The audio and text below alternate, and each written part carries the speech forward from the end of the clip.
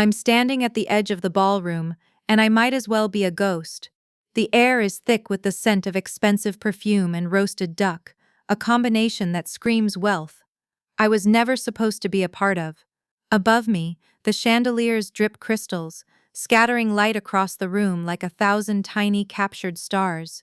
They sparkle like they belong in a dream I'm not part of, a world I can only press my nose against the glass to see. Everyone is dressed in their absolute best. Tuxedos are as black as a starless night, and gowns flow like liquid jewels across the polished marble floor. My family is here.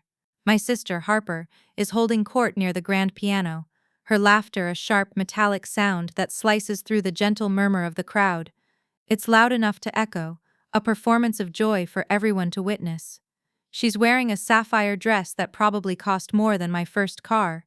My mother, Patrice, stands beside her, a regal statue carved from ice, her diamonds catching the light every time she turns her head to greet another guest. She hasn't looked at me once since I arrived. Not a glance, not a nod, not even a flicker of recognition. It's as if her eyes are programmed to slide right over the space I occupy. The people I bled for, the family I sacrificed my own small dreams for years ago, they're all here, pretending I don't exist. They move around me like I'm a piece of furniture, an inconveniently placed statue they have to navigate, and I let them, for now. I just stand here, a silent observer in a simple black dress that I bought myself, with my own money, from a brand they would sneer at. I sip my water, the ice cubes clinking softly against the glass, a tiny private sound in a room full of noise. Then, it happens. The host of the gala, a man with a booming voice and a perfectly tailored suit, steps onto the small stage. He taps his glass with a silver spoon. A high-pitched chime cuts through the chatter, then a brief squeal from the microphone as he adjusts it. The room begins to quiet down, the collective volume dropping notch by notch until only a low hum remains. He clears his throat, a theatrical sound that commands complete silence. "Good evening, everyone," he begins, his voice smooth and confident. "I trust you're all enjoying the wonderful atmosphere of the Azure Horizon Resort tonight." A polite murmur of agreement ripples through the crowd. He smiles, a practiced, easy smile. "We have so many generous people to thank for making this evening possible, for supporting our initiative to build a new vocational school for the local community." He pauses, letting the weight of his words settle. But tonight's main benefactor is someone truly special. Someone who not only made a landmark donation, but who believes so deeply in this community's future. Someone you all might recognize. The energy in the room shifts. People lean in, their curiosity piqued. Whispers break out like little fires. Who could it be? A tech billionaire? A foreign dignitary? I watch my family. Harper stops her story mid-sentence, her head cocked. Roman, my brother-in-law, who has spent the evening making smug jokes, straightens his tie, a look of intrigue on his face. My mother scans the crowd, her eyes landing on the most prominent figures in the room, trying to guess. The room grows so quiet you could hear a pin drop. The host lets the suspense build, a master of his craft. He looks down at his note card, then back up at the sea of expectant faces. And that person is Miss Everly Reese. The name hangs in the air for a second, suspended and surreal. Everly Reese. My name, the name they tried so hard to erase. For a beat, there's nothing. Just a profound, echoing silence. It's as if the world has stopped breathing. Then, heads whip around, eyes scan the room, searching, confused. I see my mother's face. Her polite plastic smile falters, then shatters completely. The wine glass in her hand, a delicate crystal flute, slips from her fingers. It doesn't shatter on the thick rug, but the splash of red wine across the white floor is as shocking as a gunshot.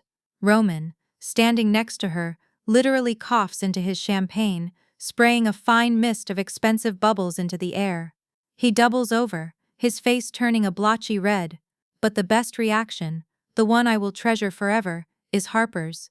She freezes mid-laugh, her mouth still open, the sound trapped in her throat. Her eyes, wide and disbelieving, finally find me standing by the wall. There is no applause. Not a single person claps. The silence is now thick with confusion and shock. But I smile.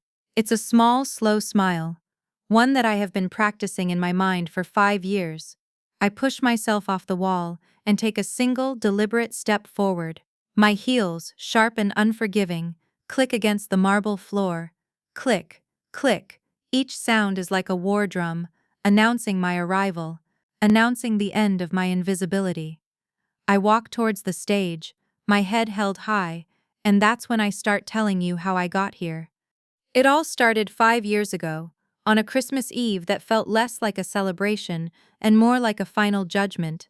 We were at my parents' estate in Aspen, a sprawling fortress of timber and glass that clung to the side of a mountain like a declaration of wealth. The air outside was crisp and cold, heavy with the promise of more snow, but inside, a fire crackled in a stone fireplace the size of a small car.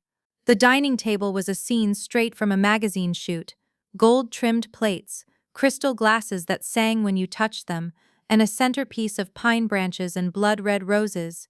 Every member of my family was dressed like they were auditioning for a role in a story about old money.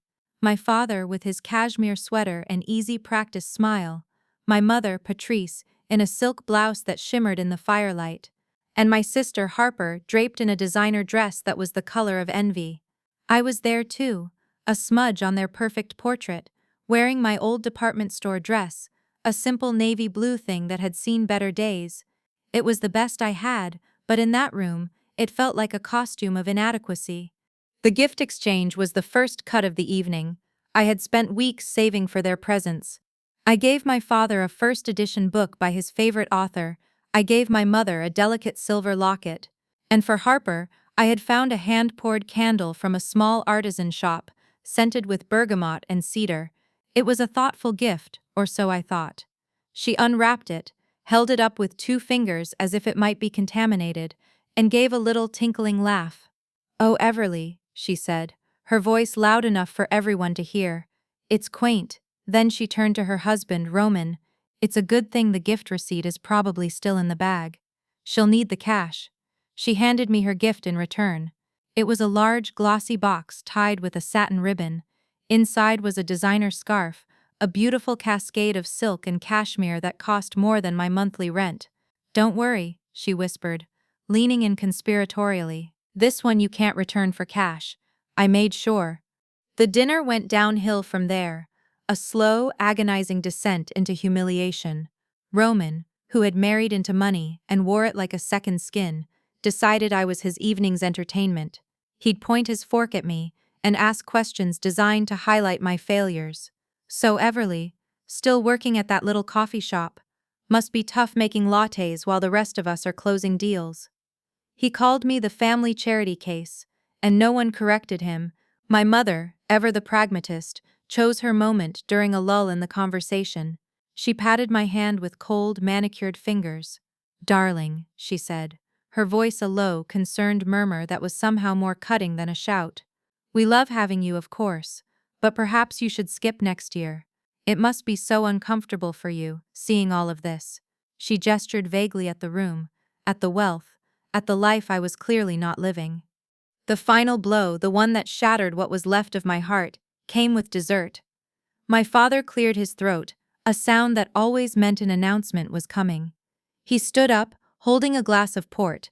"As you all know," he began, "your mother and I have been working with our lawyers on updating our estate planning." He smiled, but it didn't reach his eyes. "We've decided to make a slight family inheritance adjustment." A lawyer I hadn't noticed before, a man in a stiff suit sitting at the end of the table, passed out sleek leather-bound folders to everyone except me. I watched as Harper opened hers, her eyes scanning the pages before a triumphant smirk spread across her face. Roman clapped my father on the back. My mother nodded, a look of grim satisfaction on her face. I just sat there, my hands in my lap, a cold dread seeping into my bones. No one said anything to me, no one explained. I was simply erased.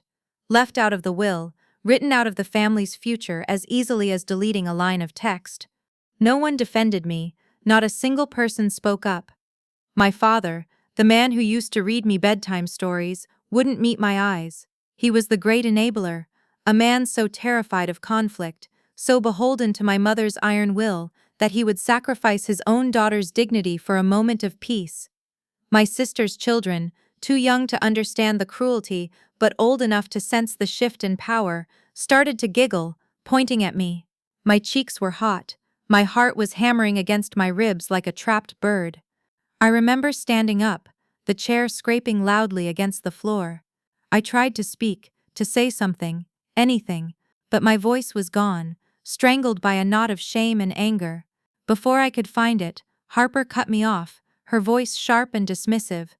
"I mean, what do you even do with your life, Everly?" she asked, a genuine callous curiosity in her eyes. "You don't have a career. You don't have a family. What value do you possibly bring?" That was it. That was the moment something inside me broke, and then reformed into something hard and sharp. I didn't say a word. I just turned and walked out of the dining room, past the towering Christmas tree with its hundreds of glittering ornaments, and out the front door into the biting aspen night. I didn't grab my coat. I didn't have a car. I had no money in my pocket. I just walked down the long, snow-covered driveway, the icy wind tearing through my thin dress. The sounds of their laughter faded behind me, swallowed by the vast, silent darkness of the mountains. But that was the night I decided I would never be cold again. That was the night I decided I'd never need any of them, or their money, or their approval, ever again. The transition from their world to mine was brutal and immediate. I moved into a shared basement apartment in a city hundreds of miles away, a place where no one knew the name Reese. The room was little more than a concrete box with a single high window that offered a stunning view of passing ankles and dirty slush. The heater was a clanking, asthmatic beast that barely worked, its rattling groans a constant soundtrack to my new life. Most nights I could see my breath fog in the air. I slept under a thin blanket and a pile of old coats I'd bought at a thrift store. My shoes, the only pair of sturdy boots I owned, soon developed holes in the soles. I tried to patch them with cardboard, but the damp, freezing slush of the city streets always found a way in, leaving my socks perpetually wet and my feet numb with cold. I learned what real hunger felt like, not the polite I-could-eat hunger of my old life, but a gnawing, aching emptiness in the pit of my stomach that made it hard to think, hard to focus. I learned to survive on instant noodles and day-old bread from a bakery outlet. I learned that cold without a proper jacket isn't just an inconvenience, it's a physical pain that seeps into your bones and stays there. My days were a grueling, monotonous cycle of hard labor. I got a job at a massive shipping warehouse on the outskirts of the city. From dawn until late afternoon, I was a blur of motion, lifting heavy boxes, scanning barcodes, packing orders under the harsh glare of fluorescent lights. The work was mind-numbing and body-breaking. My muscles ached constantly. At night, I had a second job cleaning office buildings downtown. It was a lonely, silent existence. I'd push a cart of cleaning supplies through deserted hallways, the only sounds the swish of my mop and the hum of the ventilation system. My fingernails were always black with grime that no amount of scrubbing could fully remove. I was exhausted, bone-deep tired, but I kept going. Every aching muscle, every pang of hunger, every moment of shivering cold was a reminder of that Christmas night. The humiliation was still there, a hot, burning coal in my chest, and I used it as fuel. It kept me moving when all I wanted to do was curl up and disappear. One night, as I was scrubbing the floors of a corporate law firm on the 40th floor, a woman named Louisa found me. She was the owner of the small cleaning company that held the contract. A woman in her late 50s with sharp, intelligent eyes and hands that showed a lifetime of hard work. She usually just dropped off supplies, but this time, she stayed. She watched me for a few minutes, her arms crossed, a thoughtful expression on her face. I worked methodically, efficiently, wiping down every surface, polishing every piece of chrome until it gleamed. Finally, she spoke, her voice calm and direct. "Are you okay, kid?" I was startled. No one had asked me that in months. I straightened up, pushing a stray strand of hair from my face. "I'm fine," I said, my voice hoarse from disuse, "just tired." Louisa watched me silently for another moment, her gaze seeming to see right through the tough exterior I had so carefully constructed. She saw the exhaustion in my eyes, the faint tremor in my hands. "No," she said, not unkindly. "You're more than tired. You clean like someone who's been told they're nothing, and you're trying to scrub the stain away." Her words hit me with the force of a physical blow. She saw it. She saw the shame I carried. I didn't know what to say, so I just stared at her. "But I think you're something," she continued, her voice softening slightly. The next night, she came back. She was carrying an old beat-up laptop, its plastic casing scuffed and scratched. She held it out to me. "It's not much," she said. "The battery is shot, so you have to keep it plugged in.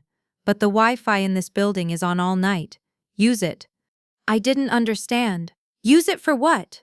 "To learn something," she said simply. "Anything. Stop scrubbing floors and start building a ladder." That night, for the first time in a long time, I felt a flicker of something other than anger and survival. It was hope. I plugged in the old laptop, and the screen flickered to life, bathing my small corner of the deserted office in a pale blue light. I started watching free business lectures on YouTube. I took notes on marketing, on branding, on supply chain logistics. I started reading articles about e-commerce, about dropshipping and Amazon fulfillment. I barely slept. My body was screaming for rest, but my mind was on fire. I had a plan. The humiliation was still burning in my chest, a constant searing heat. But now, I was going to turn that fire into something real. I was going to build a forge. Louisa didn't just give me a laptop. She became my first and most important mentor. She wasn't the coddling type. There was no gentle encouragement or hollow praise. Her support was tough, practical, and demanding.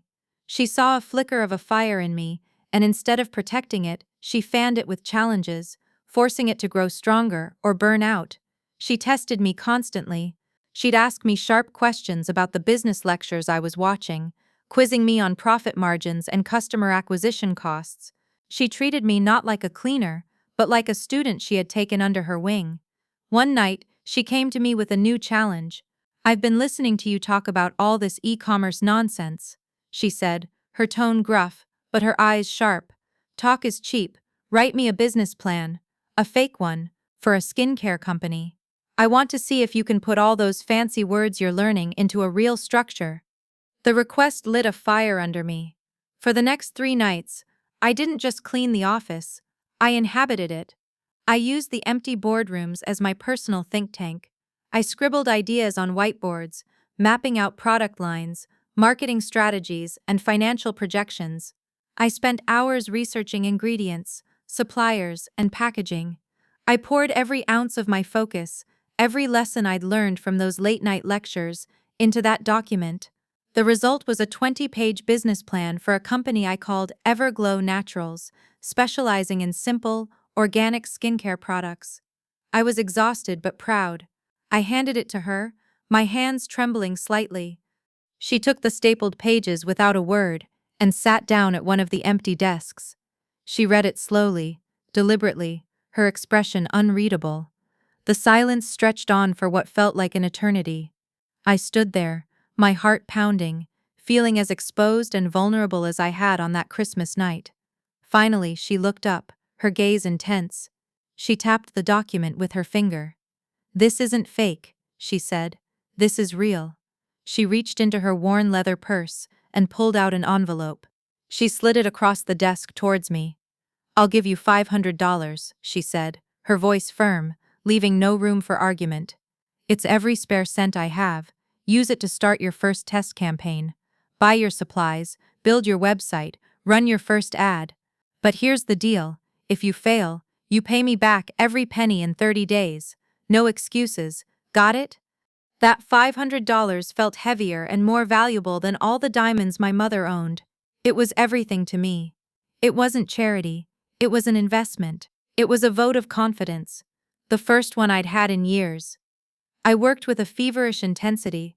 I found a supplier for organic lavender and shea butter.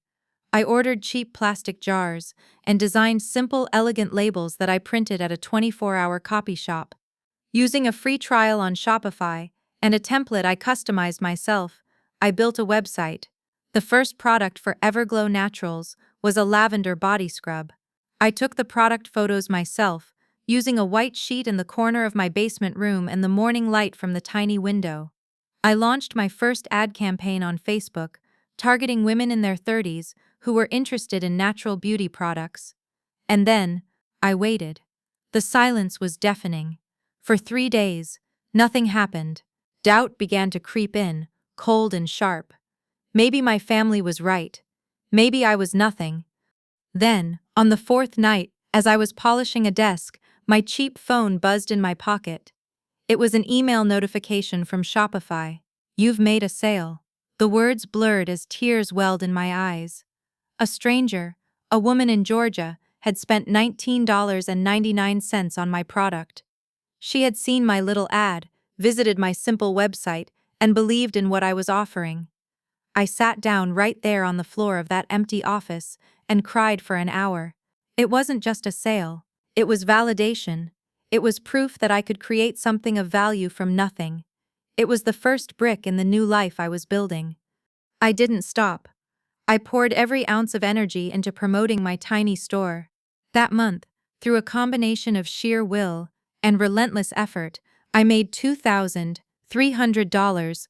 After repaying Louisa her $500, I had $1,800 of my own. My money, earned by my mind and my hands. When I showed Louisa the sales report, a slow, genuine smile spread across her face. She nodded once, a look of deep satisfaction in her eyes. "Now we're talking," she said. For the next 2 years, I operated in the shadows. I built my company in silence, a secret project unfolding in the late hours of the night and the stolen moments of the day. I quit the warehouse job, then eventually the cleaning job, as Everglow Naturals began to demand all of my time. Every single dollar of profit was reinvested back into the business. There were no splurges, no celebrations, no new clothes. My basement apartment remained my home, and instant noodles remained a staple of my diet. The money wasn't for me, it was for the company, it was for growth. The $1,800 from that first month became $10,000, then $50, then $100. I used the money to hire freelancers from around the world, a graphic designer from the Philippines, a web developer from India, a copywriter from the UK. I was no longer just a girl with a laptop. I was the hub of a small international team. I built a real brand. Everglow Naturals went from a single lavender scrub to a full line of products, face serums, clay masks, body butters. I was meticulous about quality, sourcing the best organic ingredients I could find. My packaging evolved from cheap plastic jars to beautiful sustainable glass containers.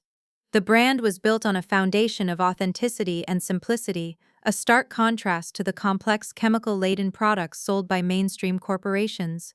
And then I discovered TikTok. I didn't have a budget for glossy commercials or celebrity endorsements, but I had a story. I created a short video. It wasn't flashy, it was just me, in my tiny apartment, packing an order. The text on the screen told a simple abbreviated version of my story. They called me the family charity case. So I started my own company from my basement. I posted it, not expecting much. I woke up the next morning to a firestorm. The video had gone viral.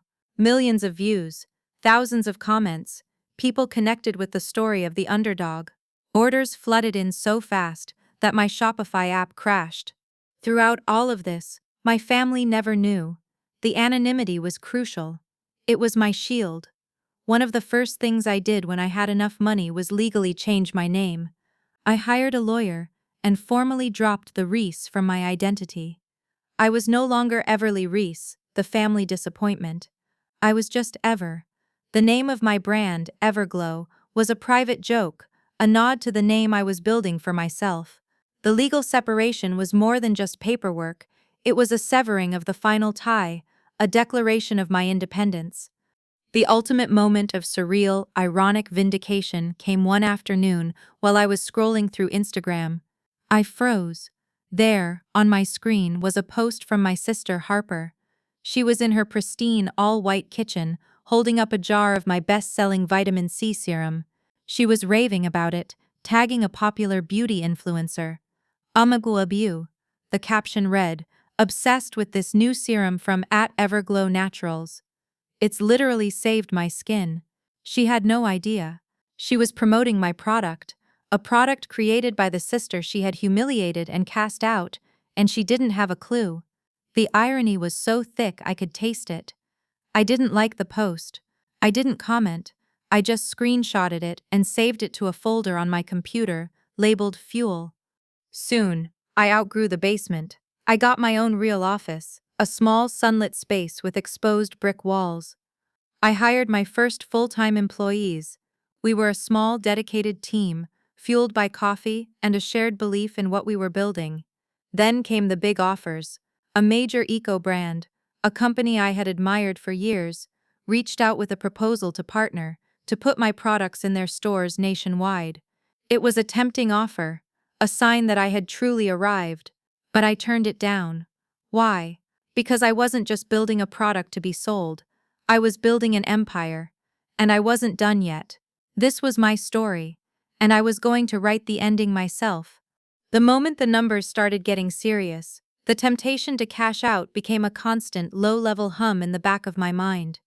A competitor, a larger, more established beauty brand that had clearly noticed my rapid growth, made an official offer. Their lawyers sent a letter to the P.O. box I used for my business. I read it over and over again, the number seeming to leap off the page. $3 million. They wanted to buy me out, acquire Everglow Naturals, absorb my product line into their massive portfolio, and make me a very wealthy woman. For a moment, I let myself dream. $3 million. I could walk away from it all. I could buy a beautiful apartment, a fast car, travel the world. I could send my family a bank statement with a casual handwritten note. "Thought you'd like to see this." The thought was intoxicating. It was the easy way out, a quick and decisive victory. I took the offer letter to Louisa. I hadn't seen her as much since I'd quit the cleaning job, but we spoke on the phone every few weeks. I found her where I always found her, at a small, no-frills diner, sipping black coffee. I slid the letter across the table to her. She put on her reading glasses, read it carefully, and then took a long sip of her coffee. She looked at me over the rim of the mug. "Well," she said, $3 million. You could finally buy a decent coat." Her tone was light, but her eyes were serious. "What do you want to do?" "I don't know," I confessed, the words feeling hollow. I thought this was the goal, to get to a point where I could prove them wrong. "This number proves them wrong." "Does it?" she asked, her gaze unwavering. "You prove them wrong, you get the money, and then what?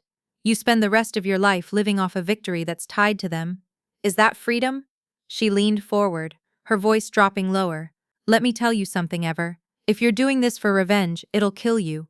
It will eat you alive from the inside out until there's nothing left but a bitter old woman with a lot of money. But," she paused, taking her glasses off, "if you're doing this to build something that matters, something that's yours, something that will outlast their memory, then I'll back you all the way. But you have to decide what this is really about." Her words cut through the fog of my anger and ambition. She was right, cashing out would be a victory, but it would be a small one. It would be an ending written in their terms. The money was a reaction to their cruelty, but what I was building, Everglow, was becoming something more. It was about creating something positive, about connecting with thousands of women who felt seen by my brand, by my story. It wasn't just about my past, it was about my future. It wasn't about the money. It was about being seen, heard, and respected for who I was and what I could build, not for the name I had been born with.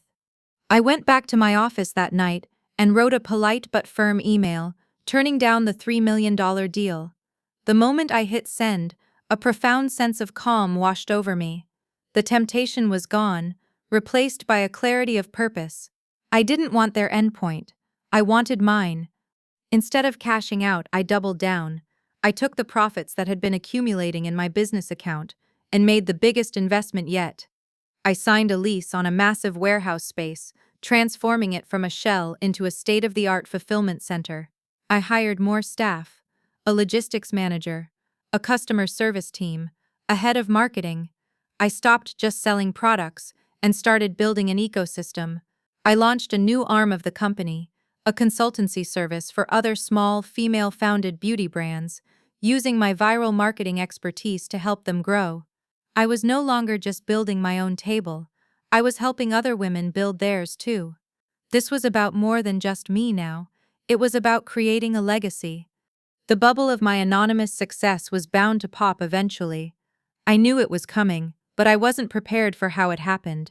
It wasn't my mother or Harper who discovered me. It was my cousin, Riley. Riley worked in digital marketing, and one of her clients was a beauty subscription box. They were considering a partnership with a hot new indie brand that was blowing up on TikTok, a brand called Everglow Naturals. Riley was tasked with doing the due diligence. She dug into the company's background, its founder, a mysterious woman known only as Ever. Something about the brand's origin story, the started-from-nothing narrative, pinged her radar. She did a deeper search, cross-referencing public records, and found it, the legal name change document, Everly Reese, to Ever. The discovery sent shockwaves through the family. My phone, which had been silent from their side of the world for years, suddenly lit up. It was a group chat message. My mother had added me back. The first message was from her. "So you've been playing CEO? How quaint. Your father and I saw an article about your little project. We should talk." Playing CEO. Little project. The condescension was as natural to her as breathing. It wasn't a message of pride or apology. It was a summons, an assertion of her authority, as if my success was a curious little hobby that now required her oversight. Then came the message from Harper, a masterpiece of passive aggression and self-absolution. "Hey Everly, Riley told us the news. Crazy. So proud of you. Hope you're not still bitter about that Christmas. We were just being honest back then, you know? Tough love." She followed it up with a string of champagne and heart emojis, a nauseatingly cheerful attempt to gloss over years of cruelty. They weren't proud. They were stunned. And their immediate reaction was to minimize my accomplishment, to frame it as something small, something they could still control. A week later, a thick, cream-colored envelope arrived at my office. It was heavy, expensive cardstock. Inside was an invitation to Harper and Roman's 10-year vow renewal. It was a destination event, a multi-day affair at an exclusive, 5-star resort in the Caribbean. A little note, handwritten by Harper on a separate card, was tucked inside. "Everly," it read. "I know things have been weird, but it would mean the world to me if you came. A real chance for us to reconnect. A few small things to note. The event is strictly no guests, so please come alone. And the dress code is resort glamour. But please don't feel pressured to go overboard. We don't want you to feel uncomfortable, so just be yourself. Don't try to dress like a Kardashian or something, okay? Love, Harper." Every line was a carefully crafted insult. Come alone, so I couldn't bring a partner who might support me. Don't feel pressured to go overboard. A backhanded comment on my presumed financial status. Don't try to dress like a Kardashian. A sneer at my perceived lack of class. It was a power play, an invitation designed to put me back in my box. They had discovered my success, and now they were summoning me to their turf to remind me of my place in the family hierarchy. They expected me to be the same timid, broken girl who had fled into the snow 5 years ago. They thought I would be grateful for the invitation, for their magnanimous gesture of inclusion. I held the invitation in my hand, the thick paper cool against my skin. I looked at Harper's loopy, arrogant handwriting. I thought about the resort, the glamour, the public stage she was preparing for me, and a slow, cold smile spread across my face. I took out my phone and texted back a simple reply to the group chat. "I'd love to. Wouldn't miss it for the world." The months leading up to the vow renewal were the busiest of my life, but my work wasn't just focused on Everglow. I was orchestrating a secret, parallel project, a strategic maneuver so audacious that it made my heart pound every time I thought about it. The resort Harper had chosen, the Azure Horizon, was the pinnacle of luxury, a private island sanctuary known for its pristine beaches and world-class service. It was also independently owned by a family in Europe. And I knew, from my years of studying business, that almost everything is for sale for the right price. My first move was to create a new entity, a shell corporation with a bland, forgettable name, Oceanic Properties Group. It was a holding company, registered in Delaware, with layers of legal separation that made it impossible to trace back to me or Everglow Naturals. Working through a team of high-powered corporate lawyers, Oceanic Properties Group made an unsolicited, all-cash offer to buy the Azure Horizon Resort. The negotiations were tense and complex, conducted through encrypted emails and transatlantic conference calls in the middle of the night. The family that owned it wasn't initially interested in selling, but my offer was overwhelming. It was far above market value, an offer so generous it would be foolish to refuse. It was a huge gamble, using a significant portion of my company's capital, but I wasn't just buying land and buildings, I was buying the stage. I was buying the very ground my family planned to stand on to celebrate themselves. Why? Because I wanted my new name, Ever, on the deed. I wanted my name on the paperwork they would sign when they checked in. I wanted to own the roof over their heads while they toasted to their own legacy. The deal closed 3 weeks before the wedding. I was now, through a series of legal firewalls, the silent, invisible owner of the Azure Horizon Resort. But that was only part one of my plan. My goal had evolved beyond simple, theatrical revenge. It had to mean something more. I worked directly but discreetly with the resort's general manager, a sharp, professional man named Mr. Dubois. I explained that the new ownership group wanted to make a significant philanthropic impact on the local community. Under the brand name of Everglow Naturals, I donated a substantial amount of money to fund the construction of a new vocational school on the island, a place where young people could learn skills in hospitality, technology, and trades. We then transformed Harper and Roman's vow renewal dinner into a surprise charity gala. The invitations had already gone out, of course, but a new layer was added. The event would now celebrate the resort's new community partnership, and the highlight of the evening would be an announcement of the program's main benefactor. The guests, including my family, would be told upon arrival that the dinner was now a fundraising event, a detail they would surely love for the social cachet it provided. They still didn't know I was the owner. They still didn't know I was the benefactor. They thought they were the stars of the show, when in reality, they were merely guests at mine. I was building a masterpiece of irony, and the final brushstrokes would be applied on the night of the gala. The evening of the event, I was calm. It was a strange, serene feeling, like the quiet eye of a hurricane. Everything was in motion around me, all the pieces I had so carefully set on the board, and all I had to do was wait. The night of the gala arrived, a swirl of warm Caribbean air, and the distant sound of steel drums. The ballroom of the Azure Horizon was even more breathtaking in person than it had been in the brochures. Harper, of course, looked stunning. She was wearing a custom-made gown of shimmering gold fabric that clung to her like a second skin, making her look like a living statue carved from precious metal. My mother, Patrice, was a vision in emerald green, a necklace of enormous diamonds glittering at her throat. She looked every bit the matriarch of a powerful dynasty. My father stood beside her, his face a mask of pleasantness, a fake smile firmly in place. He looked older than I remembered, the lines around his eyes deeper. He caught my eye for a fraction of a second, a flicker of something guilt, surprise, before looking away. He was still the master of avoidance. They had saved a seat for me, if you could call it that. It was at a large round table, but my place setting was squeezed in between 2 other chairs, an afterthought. The table itself was the one closest to the swinging doors of the kitchen, a constant source of clatter and traffic. It was a deliberate, petty gesture, a final reminder of my perceived status. I was invited, but not welcome. I sat down, smoothing the fabric of my simple black dress, a stark column of darkness in a sea of glittering color. They didn't even bother to come over and say hello. They were too busy accepting congratulations, basking in the glow of what they believed was their night.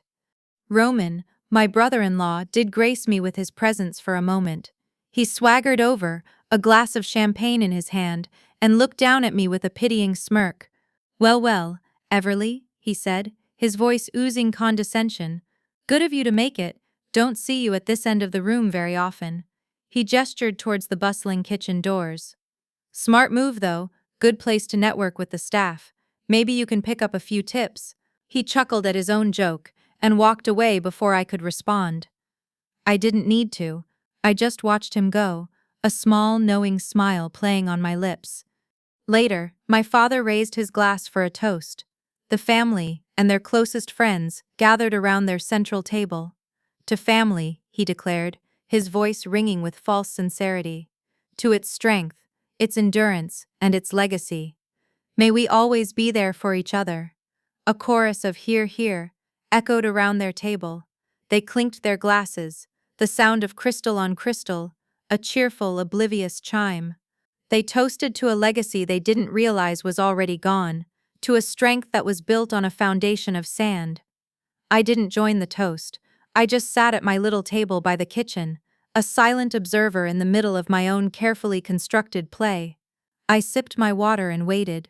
The air was thick with anticipation, but only I knew what for. Then, the host of the gala, the resort's charismatic manager Mr. Dubois, stepped onto the stage. He tapped the microphone, the familiar sound silencing the room. The moment I had been planning for months, for years, had finally arrived. The calm before the storm was over. Mr. Dubois beamed at the crowd, his smile genuine and warm. "Good evening once again," he began, his voice amplified throughout the grand ballroom. "On behalf of the entire team here at the Azure Horizon, I want to thank you all for being part of this very special night. What began as a celebration of love for Harper and Roman has become something even more, a celebration of community and generosity." Polite applause rippled through the room. My family, seated at the center table, preened. Harper gave a regal little wave, as if accepting an award. They thought this was all for them, a testament to their own importance. "Tonight," Mr. Dubois continued, his tone becoming more serious, more significant, "we are launching a new partnership, a fund to build a vocational school right here on the island, to create opportunities for generations to come." More applause, louder this time. The wealthy guests loved the sheen of philanthropy. This incredible initiative would not be possible without the vision and staggering generosity of one person in particular. He paused, letting the suspense build, just as I had instructed him to. I saw my mother lean forward, a curious, expectant look on her face. Roman whispered something to Harper, who smirked. They were probably guessing it was one of their billionaire friends, someone they could claim as part of their circle. "And now," Mr. Dubois' voice boomed, reaching every corner of the silent room, "let's thank the person responsible for tonight's magic. I am honored to introduce our leading donor, the driving force behind this entire project, and as of 3 weeks ago, the woman who finalized the purchase of this very property, Miss Everly Reese." My name didn't just hang in the air this time. It echoed like thunder. Reese. He used my full, original name, the one they thought they had stripped of all power. For a solid 10 seconds, the only sound was the gentle lapping of the waves outside. The silence was absolute, a thick, heavy blanket of pure shock. Then, the chaos began. It was a series of small, perfect implosions. I watched it all unfold as if in slow motion. Harper, who had just taken a delicate sip of her wine, choked. She sputtered, a fine spray of red misting over their pristine white tablecloth as she coughed violently, her face turning a blotchy, panicked red. My mother, Patrice, went white. It wasn't just pale. It was a ghastly, bloodless shade of white. The color drained from her face so completely she looked like a marble statue. Her carefully constructed mask of regal composure didn't just crack, it shattered into a million pieces, revealing the raw, ugly shock beneath. Roman's jaw literally dropped open. "That can't be right," he stammered, his voice a hoarse whisper that was still audible in the stunned silence. "There must be some mistake." To erase any doubt, Mr. Dubois gave a subtle signal. A man in a sharp suit, one of my lawyers, stepped forward. He was holding a leather-bound portfolio. He opened it and presented it to a well-known journalist from a major financial publication who happened to be a guest at a nearby table. The journalist peered at the document inside, the deed to the property, and his eyes widened. He looked up, his gaze sweeping the room until it landed on me. He whispered to the person next to him, but his words carried in the silent room. "My God, she's the owner." That was my cue. I pushed back my chair, the legs scraping softly against the floor.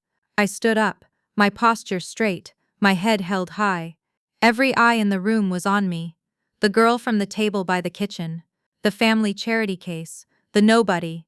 I let my gaze drift over my family, over their horrified, contorted faces. I let them see me, really see me, for the first time. Then I spoke, my voice calm, clear, and carrying with it the weight of 5 years of silence. Funny, I said, a small, cold smile touching my lips. Funny how I was always the joke of the family, yet I now own the roof over your heads. The immediate aftermath was a blur of panicked, whispered chaos. Before the guests could fully process what had happened, my mother, her face still a mask of horror, was on her feet. She grabbed my arm, her manicured nails digging into my skin. "We need to talk," she hissed, her voice a low, furious tremor. Now, she, along with a still spluttering Harper and a bewildered-looking Roman, pulled me from the ballroom into a secluded private lounge nearby. My father trailed behind them, his face ashen, his eyes darting everywhere but at me. The enabler, following the lead of the aggressors, as always. The moment the door closed, the facade of civility dropped completely. They weren't just shocked anymore, they were desperate. "How?" my mother demanded, her voice shaking with a mixture of rage and disbelief. "How is this possible? Where did you get that kind of money?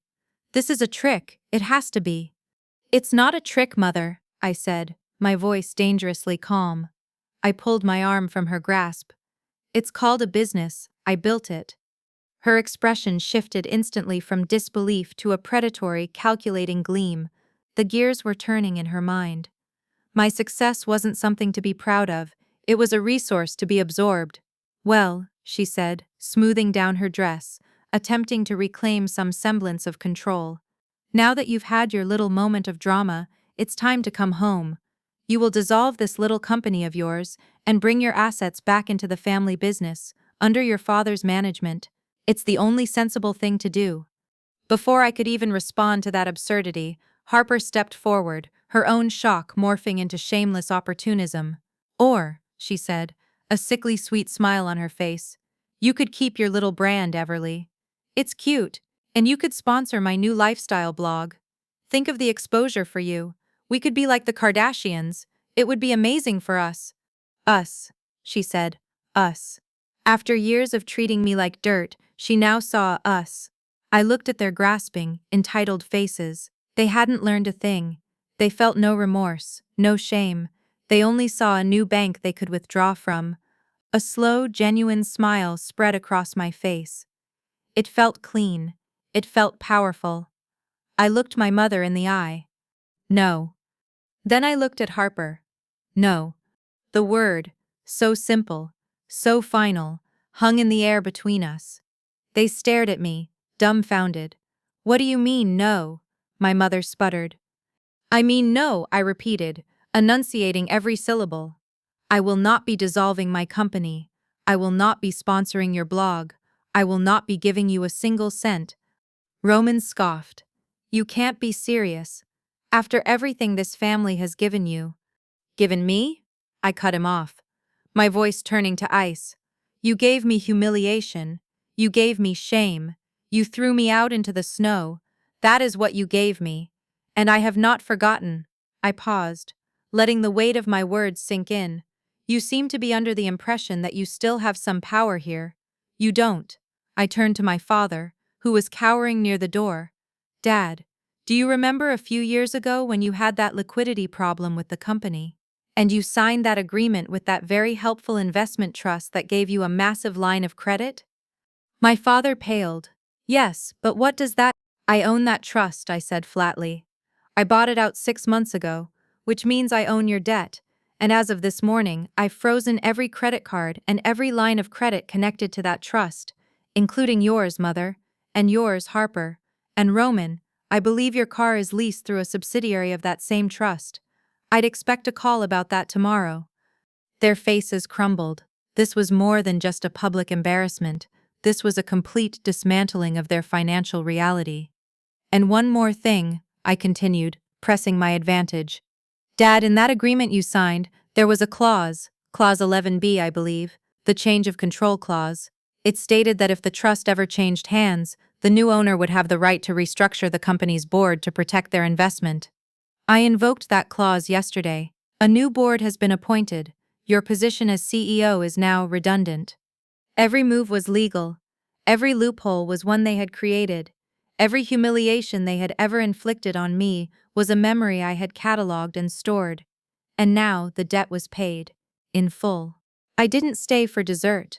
I didn't wait to see the full extent of the chaos my announcement had caused in the ballroom. My work there was done. After leaving them speechless and shattered in the private lounge, I walked back through the now buzzing gala, where my name was on everyone's lips. I ignored the stares, the whispers, the pointed fingers. I walked straight out the grand entrance and into the soft, warm Caribbean night. The air was salty and sweet.